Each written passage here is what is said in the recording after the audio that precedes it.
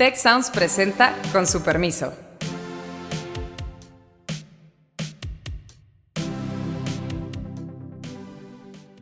Con su permiso, yo soy Carlos Elizondo y hoy me acompañan Beata Boina y Azucena Rojas. De entrada, pues en Estados Unidos estamos en un año también electoral. Hubo declaraciones muy claras de parte de los Estados Unidos, sobre todo, de que no van a acompañar a Israel en caso de que éste decida atacar a Irán. Parecería que para los Estados Unidos o para Biden la reacción de Israel ha sido desproporcionado. Y vamos a hablar de, ¿llegará la Tercera Guerra Mundial? Digamos, si uno ve alguno de los tweets que circularon el fin de semana después del ataque con misiles, drones y otro tipo de bombas de Irán a Israel, había un clima muy preocupante, por lo menos en redes. Hasta ahora Israel no ha respondido de una forma clara. Puede ser que se evite un escalamiento, pero sobre eso queremos hablar este programa. ¿Qué está sucediendo? ¿Cuál es realmente el riesgo de un escalamiento mayor? ¿Y cuáles son las implicaciones de este conflicto que lleva décadas, pero que se atizó a partir de la horrenda y criminal invasión de terroristas de Hamas el 7 de octubre a Israel? Beata, ¿cómo viste lo que pasó en el fin de semana? Empecemos con lo último, el Sí. escalamiento. Nunca había Irán atacado así, con tantas misiles, con tanta fuego, aunque fue un poco programado, no fue una sorpresa, pero sí fue muy masivo. Sí, es cierto, o sea, es la primera vez cuando Irán ataca directamente el territorio de Israel. Alrededor de 300 misiles y drones que iban en dirección al territorio de Israel, aunque mayoritariamente fueron desactivados o destruidos, digamos, en el camino o sobre el espacio aéreo de Israel.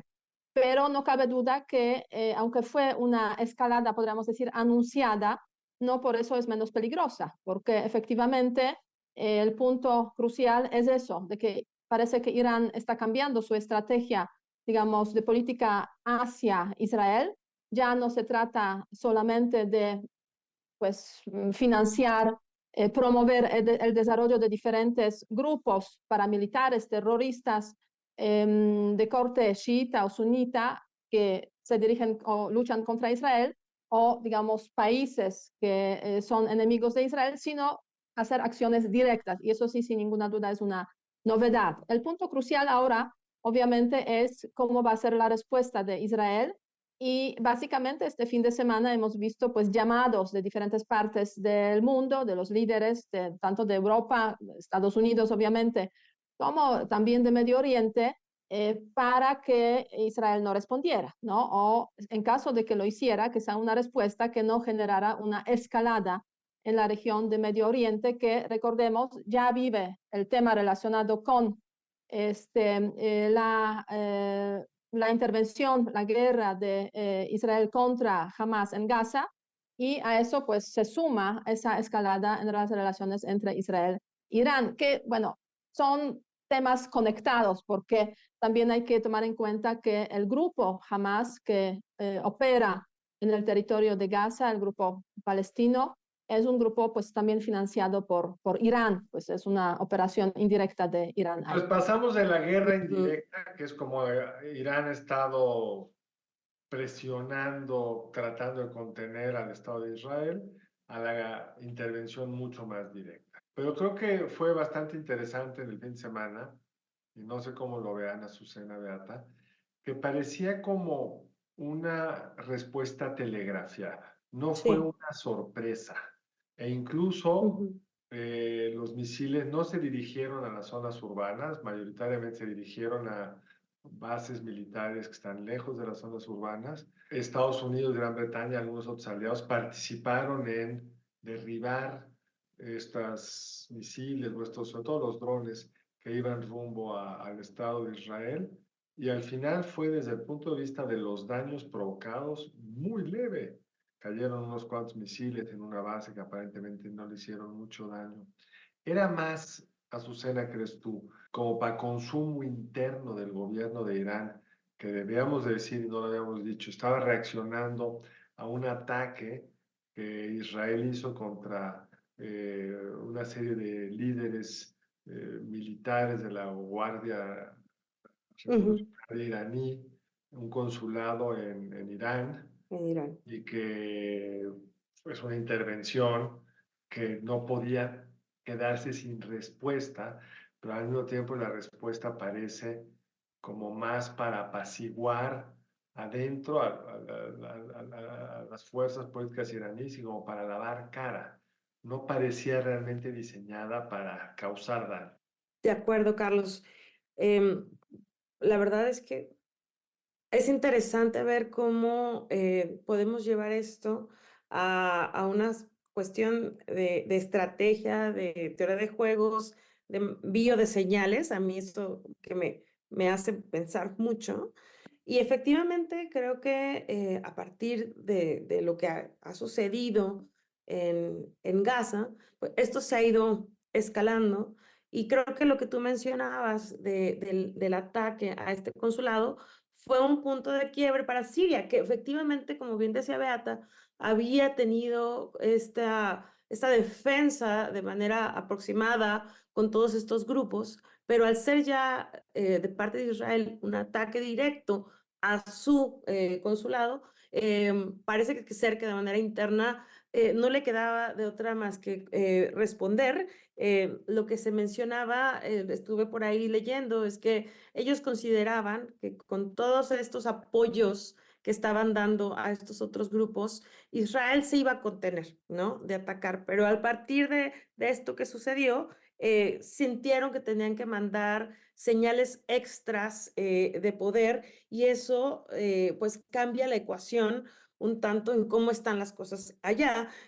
Por ahí leí en un artículo que decía la era de la paciencia estratégica ha terminado, la ecuación ha terminado, una persona de Siria lo mencionaba. Ahora bien, es interesante porque creo que sí prende muchas alarmas, ¿no? Y creo que para Estados Unidos esto también he escuchado que en primer lugar ellos se enteraron con muy poco tiempo sobre este ataque al consulado, que fue apenas el 1 de abril, todo esto está pasando realmente muy rápido. Y se quedaron un poco como, oye, eso no es correcto, no, ahorita no estamos como para expandir estos ataques. Y pues yo creo que ha de haber habido mucha inteligencia, mucho trabajo ahí para decir, bueno, pues yo creo que Siria va a tener que hacer algo, pero por favor, que no sé, de alguna manera no fue tan fuerte como bien mencionas, parece ser que también hubo comunicación para estar preparados y pues se ve, ¿no? Se ve como una especie de show, yo diría, no lo sé, ¿verdad? Pero se envían estos misiles y por otro lado pues todo está muy armado para ver cómo sí funciona esta estrategia de protección de Israel, que tiene un nombre, no recuerdo cómo se llama, el domo, creo que, de protección. Entonces, vimos algo terrible, pero que no tuvo unas consecuencias en los hechos. Lo que sí yo creo que es una señal muy fuerte de decir, si cruzamos un poco más eh, pues esta escalada, ya no sabemos a dónde podemos llegar. ¿A Y, dónde crees y que iríamos, Beata? ¿Qué te imaginas puede pasar en los siguientes días? Lo más difícil es predecir. Sí, sí, es Es cierto. difícil explicar el pasado, pero anticipar el futuro es Aún más verdaderamente. difícil prever el futuro.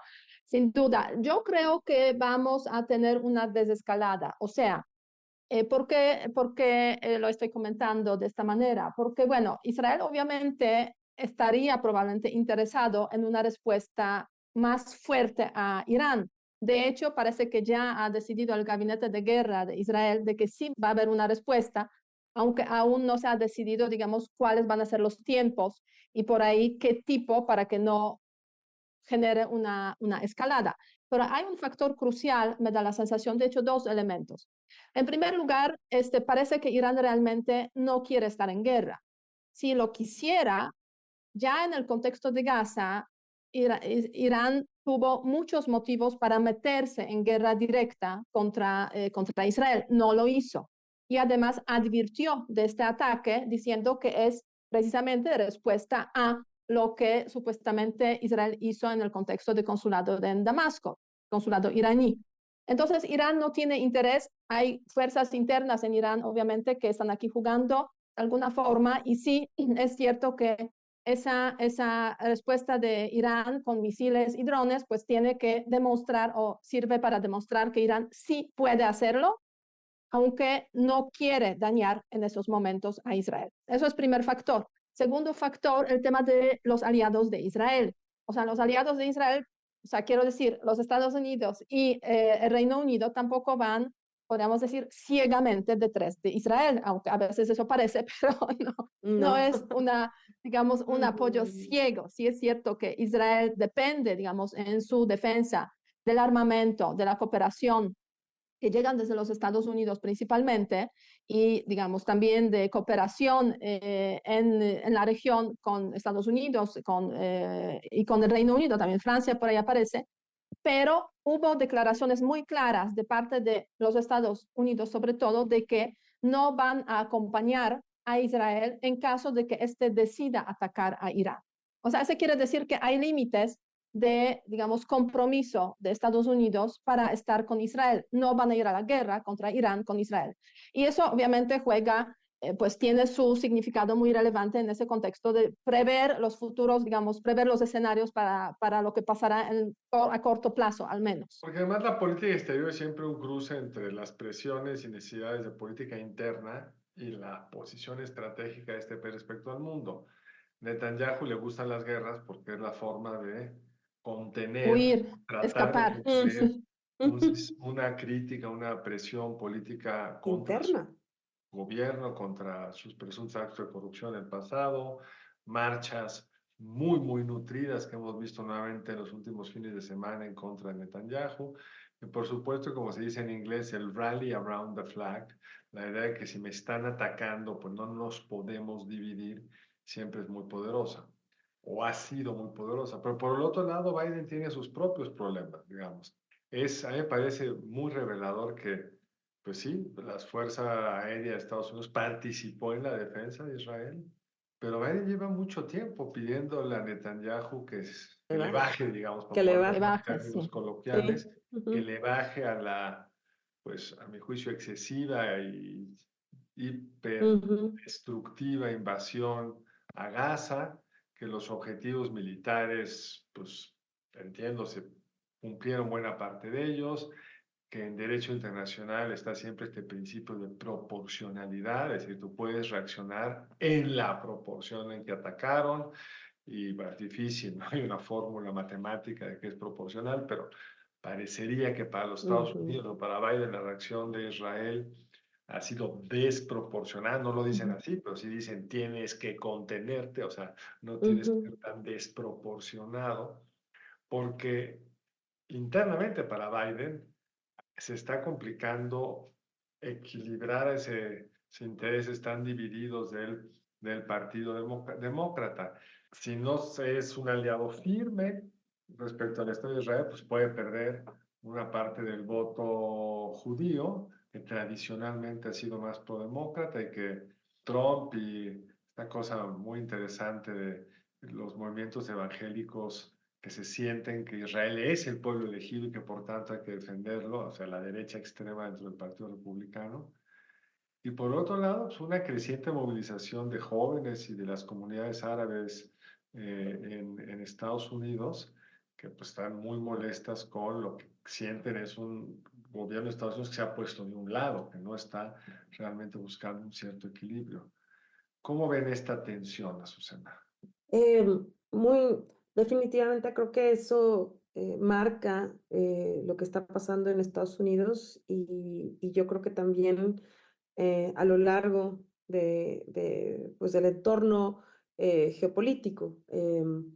Y de entrada, pues en Estados Unidos estamos en un año también electoral y creo que las fuerzas ahí entre republicanos y demócratas está tan endeble que una variable adicional podría ser muy riesgosa para Biden.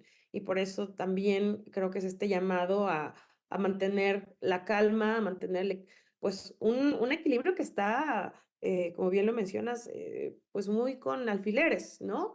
Em, y es curioso, a mí lo que me llama la atención es cómo, pues, del lado de Estados Unidos se pone mucho énfasis en qué está pasando en Israel, en cómo medir las acciones que se están llevando a cabo para darle su apoyo sin que esto aumente más toda la afectación a la población palestina.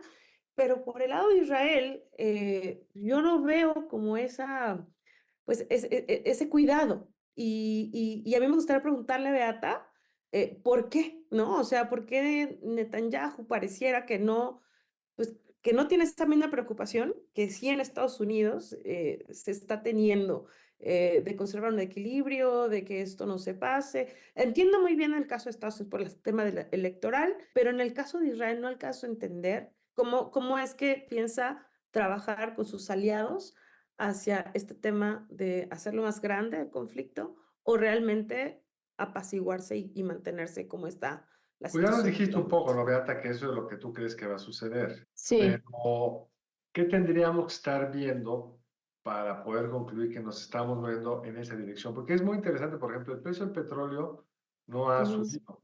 No Es hay, sí, no hay normalmente un indicador de consecuencias. que los mercados de hidrocarburos, los que compran y venden crudo, pues anticipan en caso de una guerra, pues una restricción a la Sí. movimiento de crudo, a la venta de crudo en los mercados de Medio Oriente y se ha mantenido con muy poca volatilidad el mercado del crudo. Entonces, parecería que eso están anticipando los mercados por los petroleros. Pero ¿qué, o por otra forma, qué podría pasar para que esto cambiara? O sea, tú ya lo dijiste en la pregunta Sí. anterior, que ves que va a haber una suerte de desescalamiento. ¿Qué sería en la respuesta, que como ya nos dijiste, ya anunció el Gabinete de Seguridad de Israel que va a haber, qué sería una Sí, ruta no, de no hacerle caso a Estados Unidos. un escalamiento de la Un guerra? escalamiento, o sea, exacto. Mira, Netanyahu, efectivamente, regresando a tu pregunta, Azucena, y después combinando con lo que comentas, Carlos, Netanyahu efectivamente pues está realizando una política de respuesta, en primer lugar, al ataque, digamos, del grupo Hamas el 7 de octubre, ¿no? Y que indignó con razón, digamos, obviamente a toda la población de Israel y a gran parte del mundo. Ahora bien, a eso se suma ese otro elemento relacionado con las relaciones directas con Irán. Pero son dos casos, podríamos decir, aunque conectados, pero en el fondo distintos en cuanto a las reacciones también de la región. Y observar las reacciones de la región también es crucial para un poco prever qué puede pasar en el futuro. En cuanto al tema de Gaza, digamos, y la respuesta de Israel excesiva, desproporcional, hay una unanimidad en la región de Medio Oriente, o sea, hay una condena hacia las acciones de Israel. Cuando hablamos del tema de Irán-Israel, aquí hay una mayor división entre los países de la región. ¿Por qué? Porque tradicionalmente en esa región de Medio Oriente, Irán se presenta como un poder, un país, digamos, que pretende tener gran influencia en detrimento de otros que pretenden también tener gran influencia en la región, que es principalmente Arabia Saudita, ¿no? O sea, esa rivalidad entre los chiitas, que representan, digamos, los persas musulmanes de Irán, pues existe desde hace, pues, décadas, siglos, podríamos decir, frente a los musulmanes árabes que son sunitas. Y esa división hace que muchos países de la región, entre ellos Arabia Saudita, Egipto, Jordania, no necesariamente están de acuerdo con la política de Irán de ataque directo a Israel porque lo ven como fortalecimiento excesivo de Irán.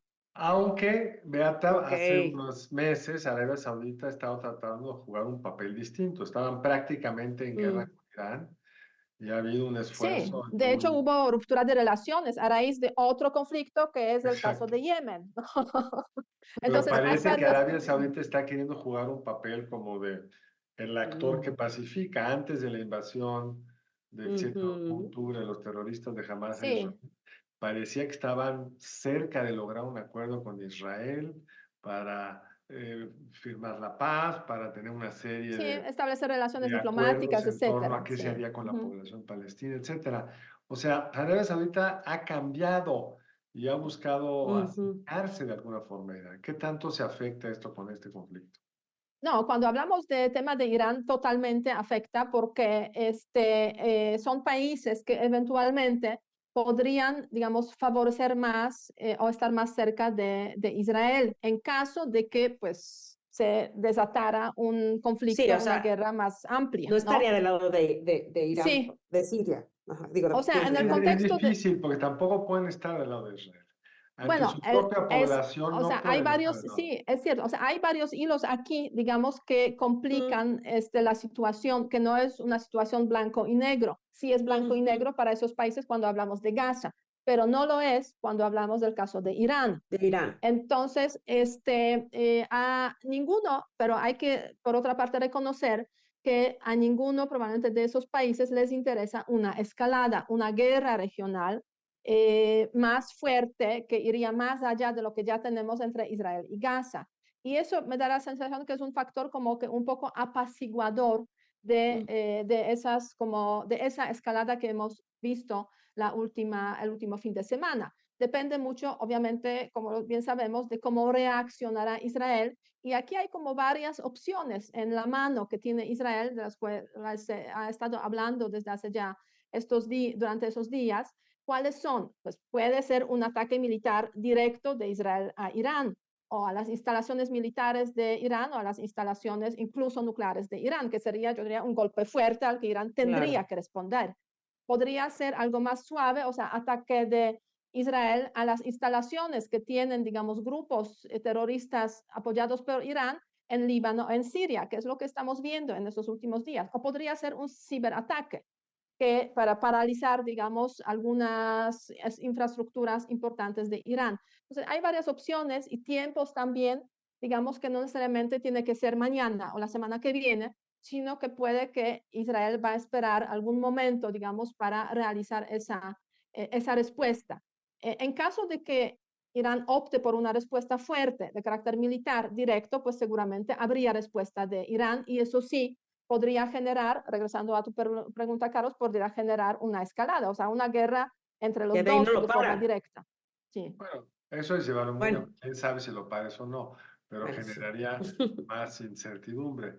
Claro. En un volcán que lleva muchos años encendido y que luego avienta chispas para todos lados. Digamos, hace un mes Ujú. un ataque terrorista de grupos de musulmanes radicales de alguna de las repúblicas, ex repúblicas socialistas soviéticas, Tayikistán, en sí. En Rusia, en Tayikistán, Ajá. Moscú, ¿no? Sí. en Rusia. Entonces, Ah, las ramificaciones de esto luego no son fáciles de anticipar.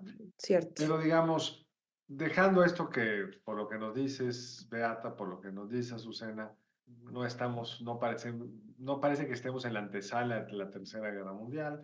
No es que Mm. no sea importante, pero los actores están, como dijiste tú, Beata, pareciera que nadie está interesado en llegar a esa guerra y no hay, digamos,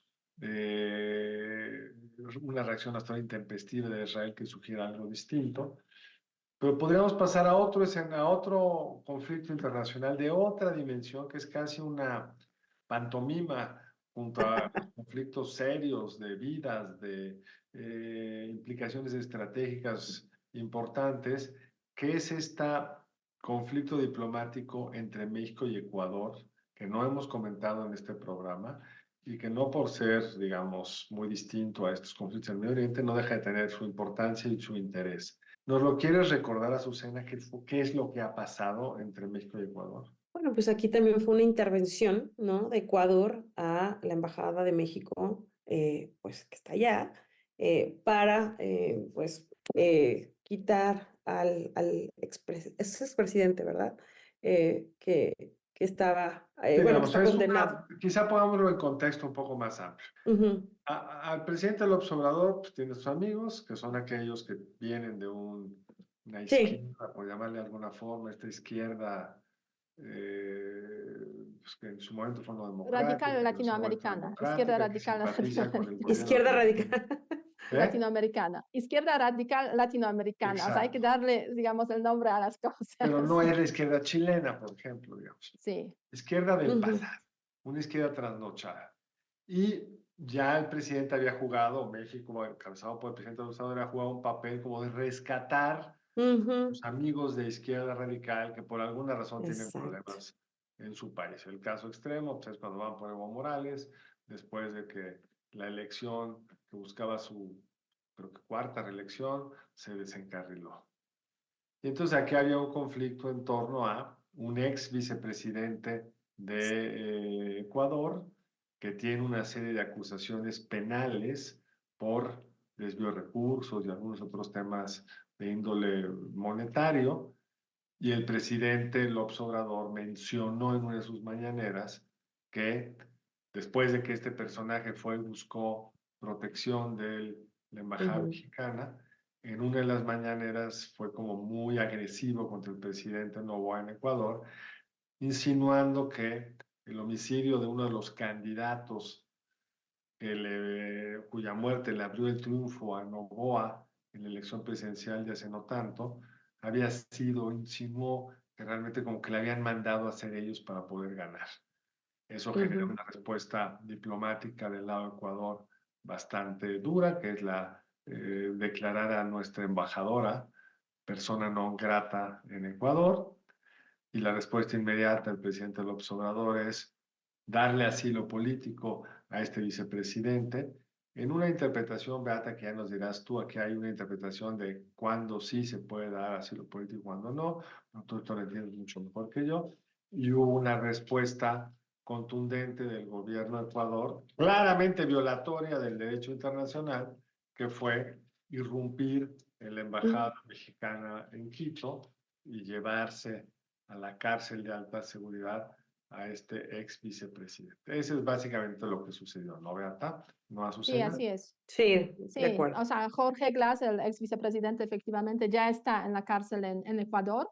Ujú. Mientras tanto, el suceso ha generado pues una gigantesca, podríamos decir, controversia entre México y Ecuador, involucrando también a otros países de la región, porque yo creo que hay que mencionar aquí uno o dos puntos claves. En primer lugar, el tema de la entrada de policía ecuatoriana a la embajada mexicana en Quito, pues totalmente inaceptable porque es la violación, digamos, del principio Ujú. de la inviolabilidad de las embajadas, de las sedes diplomáticas, ¿no? O sea, eso es absolutamente Y condenable, puedo sea hacer cual una sea el mini, estatus una de mini Jorge Glass. Ujú. observación. Ese tema que mencionas, Beata, es lo mismo a lo que hace referencia Irán con su consulado, ¿verdad?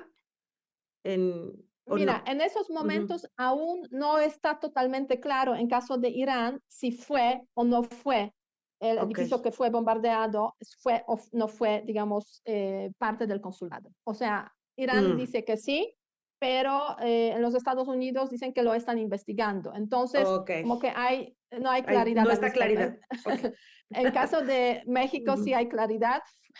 La Ok. embajada y no hay duda de que sí, la policía ecuatoriana entró y además usando fuerza de una manera bastante fea y pues sacó a Jorge Ujú. Glass de la embajada. O sea, es una violación de la Convención de Viena totalmente, absolutamente inaceptable y encontró pues condenas de muchos países de América Latina y también de países del mundo. Eso es por una parte. Por otra parte, el tema del asilo que se concede a Jorge Glass, pues podríamos decir es un tema cuestionable, ¿no? Porque es Ujú. una persona que fue condenada, de hecho, y además acusada nuevamente. Entonces, en principio, de acuerdo con la Convención de Bogotá, no se debe conceder asilo a las personas condenadas por crímenes comunes, aunque pues hay también por ahí un punto en esa convención que le da derecho al Estado que concede el asilo de definir el estatus, digamos, y tipo de persecución que vive la persona que se le da el Sí, asilo. sobre Entonces, todo porque los crímenes ordinarios luego se usan contra sí, los adversarios políticos. así es, Mm. efectivamente. Lo que en este segundo punto del tema de asilo, lo que me faltó hasta ahora, la argumentación mexicana, porque México concede asilo político, es las causas de la concesión de asilo. O sea, no hay como una lista. Le concedimos el asilo político a Jorge Glass por tales y tales razones.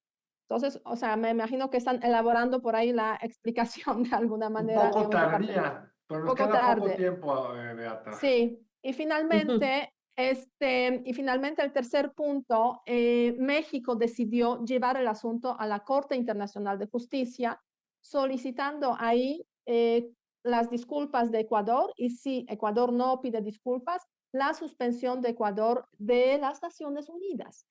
Y eso es un tema, podríamos decir, a mi modo de ver, exagerado, o Exagerado. sea, una reacción exagerada. ¿Por qué? Y además refleja las contradicciones de la política exterior mexicana. ¿Por qué? Porque México ha argumentado durante mucho tiempo de que no se debe excluir a los países de las Naciones Unidas, que las Naciones Unidas u otro tipo de organizaciones regionales sirven precisamente para el diálogo, entonces no deben ser excluidas de esas organizaciones. O sea, hace 2 años lo hizo embajador de México ante las Naciones Unidas cuando se hablaba de suspender a Rusia del Consejo de Derechos Humanos. Dijeron no porque sirve, digamos, No para el puede estar diálogo. nadie fuera. Y ahora piden eso para Ecuador. O sea, eso es Tú como escribiste que... un tuit, Beata, y con eso quizá podemos terminar. Pusiste un tuit donde decías más o menos tú, o dinos tú, porque yo lo voy a repetir mal, pero la idea central era que pues, no estamos siendo consistentes con cómo pedimos que se reaccionara frente a una cosa mucho más grave, que es la invasión Sí, de Rusia en Rusia Ucrania, contra que ha Ucrania. llevado a decenas de miles de muertos, a destrucciones horrendas, donde el papel del presidente, la política exterior es un poco distinto, pero el papel del presidente ha sido la paz mundial, no condenar a nadie, lleguen a acuerdos. Frente a un Mesa de hecho así negociaciones, de etcétera. Sí. sangriento, una actitud de neutralidad, y frente a un hecho inaceptable, pero de otra magnitud, esta reacción, que entre paréntesis, la primera reacción de los Estados Unidos fue un poco a la mexicana, es decir, pues pido a las partes que se pongan de acuerdo. Luego Estados Unidos viró un poco su respuesta. Pero para cerrar, ¿cómo te imaginas va a terminar diferente lo que hoy el presidente en la mañanera nos explicó, tuvo el apoyo unánime en una reunión que hubo de la CELAC ayer? ¿Cómo te imaginas ya para terminar, Beata? Mira, una vez, digamos, metida la disputa en la Corte Internacional de Justicia, pues seguramente va a seguir su curso. Al menos hasta, digamos, casi finales de este año, porque me da la sensación de que es el presidente de México quien insiste mucho en este tema y se va a empañar para que pues, no haya reconciliación entre las partes hasta que tengamos pues resultados o México tenga resultados, digamos, una declaración de la Corte Internacional de Justicia o hasta que Ecuador no empiece a cambiar su posición, que dudo que eso ocurra frente a, digamos, esa subida de tono también de parte de México, ¿no? Eso es por una parte. Por otra parte, me da la sensación de que CELAC tampoco está tan interesado en el tema, porque efectivamente hubo esa reunión de presidentes, pero de los 33 países que forman parte de esta plataforma de América Latina y el Caribe, solamente hubo 9 representados a nivel de presidentes y era una reunión virtual. ¿Cuáles eran los 9? ¿Te acuerdas?